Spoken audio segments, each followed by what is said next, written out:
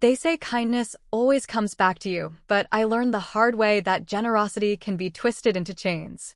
I'm Helena, born in 1952 in Melbourne, Australia. Back in December of my 72nd year, the son I'd raised and supported turned his back on me on Christmas Day. I felt broken, but then something happened that changed the course of my life forever. Today, at 72, sitting in my little sunlit kitchen with the kettle humming, I'm finally sharing this because I know someone out there needs to hear it. If you're listening, drop your city below and don't forget to like, share with friends, and subscribe. All my life, I believed family was the anchor that held you steady. After my husband, Frederick, passed away 15 years ago, it was my son Lucas and his family who kept me going. I was a retired teacher with a modest pension, but I had always been disciplined with money, so I invested wisely and ended up with more than enough to live comfortably. Lucas had a good job in Frankfurt, where he lived with his wife, Clara, and their little girl, Sophia. But they always seemed to be stretched thin. From medical bills to rent hikes, there was always something. And as a mother, I couldn't stand seeing them struggle, so I sent them €3,000 every month without fail.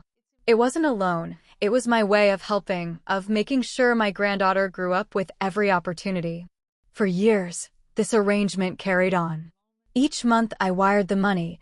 Each month I received warm phone calls of gratitude, and each Christmas I would fly out to spend time with them. I loved watching Sophia's eyes light up as we decorated the tree together. The smell of roasted chestnuts from the Christmas market, the sound of her laughter as she tugged on my sleeve, it made the miles I traveled worth every second. But that particular December, everything shifted. I had already booked my ticket, bought gifts, and even knitted matching scarves for Lucas, Clara, and little Sophia. I pictured us drinking mulled wine, walking through the snowy streets, and singing carols by the fire. Then, just 5 days before my flight, the phone rang.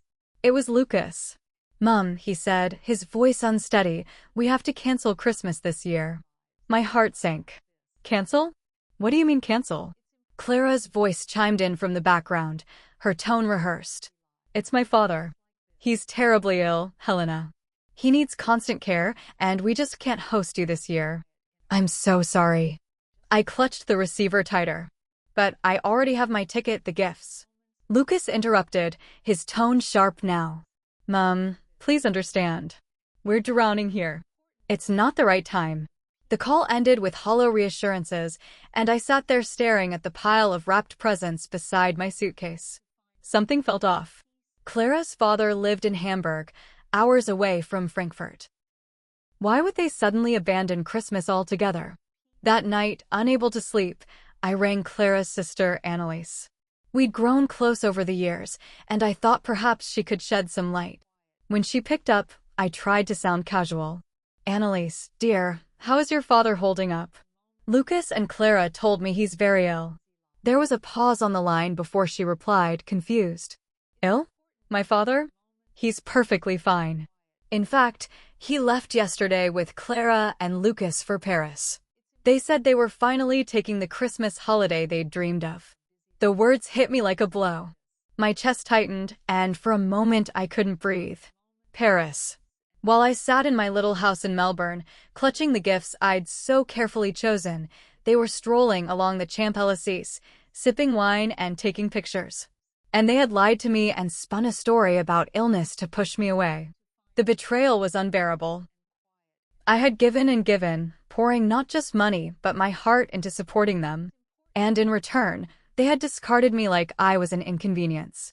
I sat in my living room, the lights from my Christmas tree twinkling mockingly, tears rolling down my cheeks. On Christmas morning, I forced myself to attend church alone. Families filled the pews, children in their festive clothes, parents smiling and whispering prayers of gratitude. I tried to sing the hymns, but my throat closed up. I thought of Sophia waking up in Paris to a mountain of gifts, while the scarf I had knitted for her remained in my suitcase. I thought of Clara posting pictures online, laughing beside Lucas, while they pretended I didn't exist. The anger began to simmer beneath my grief. I wasn't naive. I knew I had enabled Lucas's dependence for years, always stepping in with money, always rescuing him when he faltered. And perhaps, in his eyes, I wasn't a mother anymore, I was a wallet. Days later, still raw with pain, I made a decision. I booked a flight to Paris. If they wanted to lie to me, fine. But I wasn't going to sit quietly in Melbourne while my son enjoyed a holiday built on deception. The flight was long, but my resolve carried me. I arrived in Paris the day after New Year's Eve. The city was draped in lights, couples holding hands along the Seine, the air crisp and celebratory. I walked through the streets until I reached the hotel Annalise had casually mentioned in her conversation. And there they were, Lucas, Clara, and little Sophia walking out of the lobby, laughing, bags in hand. "Lucas," I called, my voice shaking. He froze, the color draining from his face. Clara grabbed his arm, her eyes wide. Sophia, innocent and sweet, broke into a smile. "Oma," she cried, running toward me. I bent down, hugged her tightly, my heart torn in two. Then I stood and faced Lucas. "You told me Clara's father was dying. Was this your idea of a joke? To leave me alone on Christmas while you played in Paris?" "Mom, please, it's not what it looks like." "Oh, it's exactly what it looks like," I cut in, my voice firmer than I thought possible. "I've given you everything. And you couldn't even give me honesty." Clara tried to interject, but I raised my hand. "Enough. I don't need excuses. I just needed the truth." We stood there in the cold Parisian street, the laughter of strangers echoing around us, and for the first time in my life, I felt a wall rise inside me. The child I had raised, the boy I had loved more than life itself, had chosen selfishness over love. That night, I packed away my tears. Something inside me had shifted. I knew when I returned to Melbourne, everything would change. I was done being their safety net. I was done being deceived. And though my heart ached, I felt a strange flicker of strength. When I returned to Melbourne, the weight of what had happened in Paris clung to me like a heavy coat I could not take off. For days I moved around my house in silence, the gifts I had wrapped still stacked neatly in the corner, untouched. I stared at them sometimes, wondering if I should send them to Sophia, but each time my hand hovered over the wrapping paper, I felt the sting of betrayal and pulled back. I had given enough. 2 weeks after confronting Lucas and Clara in Paris, Lucas finally called. His tone was defensive, as if he was the injured party. "Mom, I don't understand why you're making such a big deal out of this.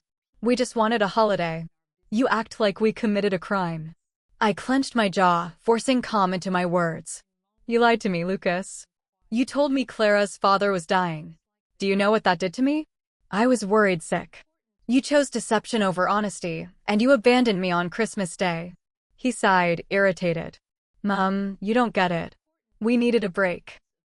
Clara's been stressed, I've been stressed, and, honestly, well, you wouldn't have understood." That was the moment my resolve hardened. "You're right about one thing, Lucas. I don't understand how a son can lie to his mother and think it's acceptable. But I do understand that there is no more money. From this month forward, you and Clara will need to manage on your own. I won't be your crutch anymore." The silence on the line was deafening. Then his voice cracked with outrage. "What? Mom, you can't do this. We depend on that money. What about Sophia? Do you want her to suffer?" My chest ached at the mention of my granddaughter, but I stood my ground. "I will always love and care for Sophia. But I will not fund your lies.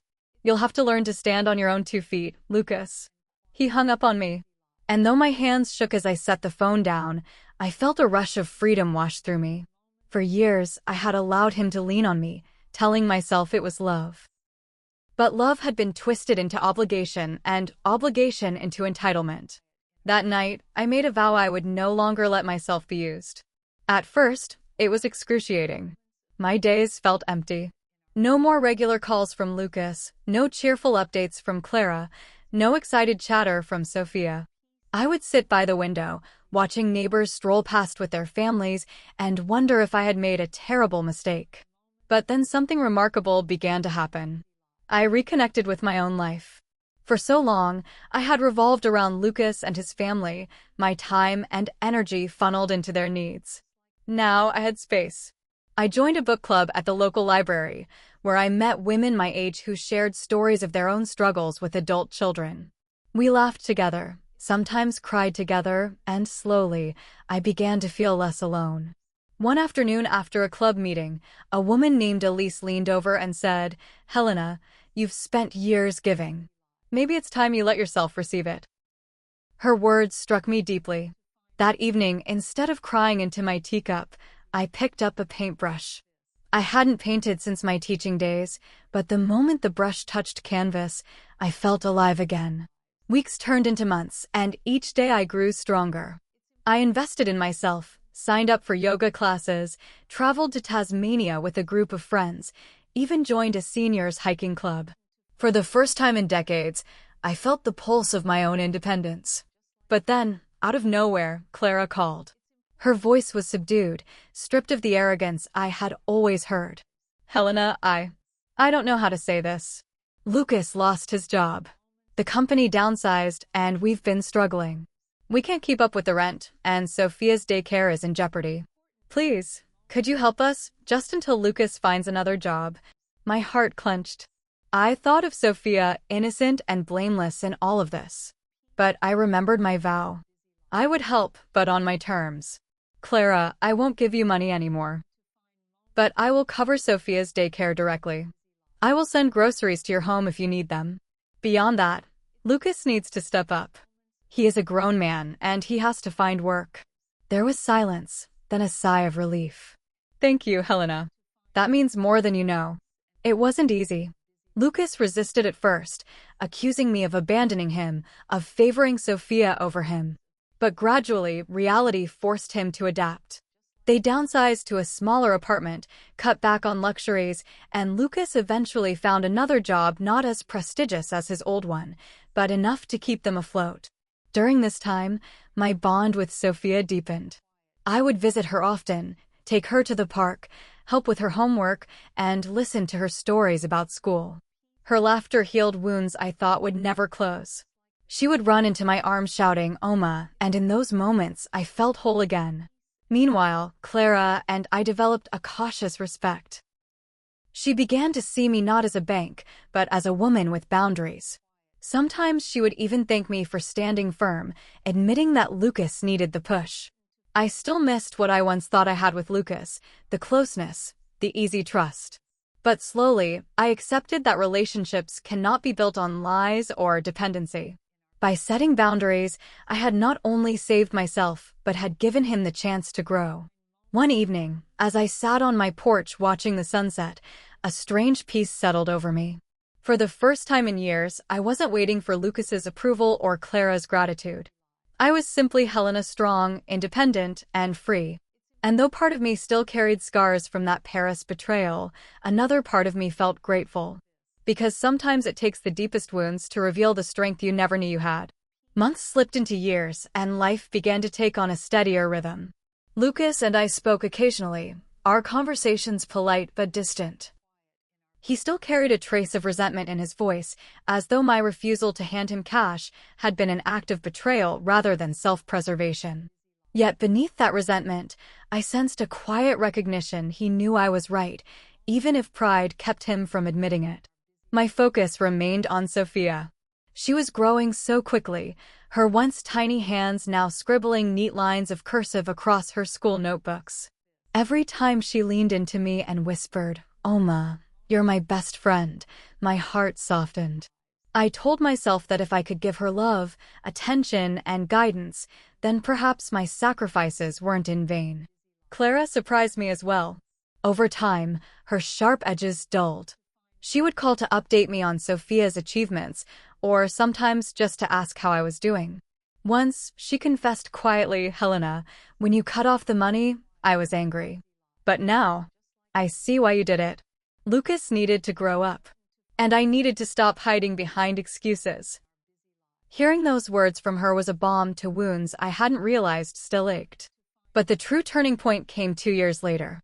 It was a chilly autumn evening when Lucas showed up at my doorstep unannounced. I opened the door to find him standing there, older, thinner, his eyes tired but earnest. "Mom," he began, his voice rough. "Can I come in?" I nodded, stepping aside. He walked into the living room, glancing around at the familiar space. For a long moment, he said nothing. Then he sank into the armchair opposite me, his hands clasped tightly. "I was wrong," he said finally. His voice cracked on the words. "Paris, the lies, the way I treated you. I see it now. I let greed and pride blind me. You gave me so much, and I repaid you with betrayal." The silence that followed was heavy. I watched him, my son who once clung to my skirts as a child, now a man finally stripped of arrogance. "I hurt you," he whispered. "And I don't know if I deserve forgiveness. But I want to try. I don't want Sophia growing up thinking it's normal to use people. I want her to see respect in our family again." Tears pricked my eyes. I had longed for these words, but part of me feared I'd never hear them. I reached across and placed my hand on his. "Lucas, I can forgive you. But forgiveness doesn't mean forgetting. Our relationship will never go back to what it was. It will be rebuilt slowly, on honesty. Nothing less." He nodded, relief flickering in his tired eyes. For the first time in years, I saw the boy I once knew, the one who used to sit at the kitchen table with me, dreaming about the future. From that day forward, things shifted. Lucas began calling not to ask for money, but simply to check in. He took responsibility at home, supporting Clara and spending time with Sophia. He even brought her over to spend weekends with me, and I treasured every moment we shared. I continued investing in myself too. My paintings grew more vivid, and I even exhibited some at a local gallery. To my astonishment, a few pieces sold, and the pride I felt had nothing to do with money. It was about reclaiming parts of myself I had buried under years of sacrifice. The Paris betrayal never vanished from my memory, but it no longer defined me. Instead, it became a chapter in a much larger story, one of boundaries, resilience, and self-respect. I had learned to say no, not out of cruelty, but out of love for myself and the hope of teaching my son a better way.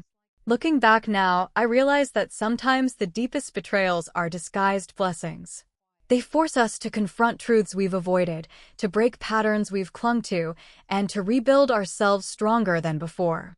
As I sit here, Sophia's laughter echoing from the garden where she chases butterflies, I feel at peace. Lucas and I are not perfect, but we are trying. Clara has softened, our relationship steadier. And I, Helena, have finally chosen myself without shame. To anyone listening, never let love strip away your self-respect. Boundaries are not walls, they are doors that open to healthier, truer connections. And it is never too late to begin again.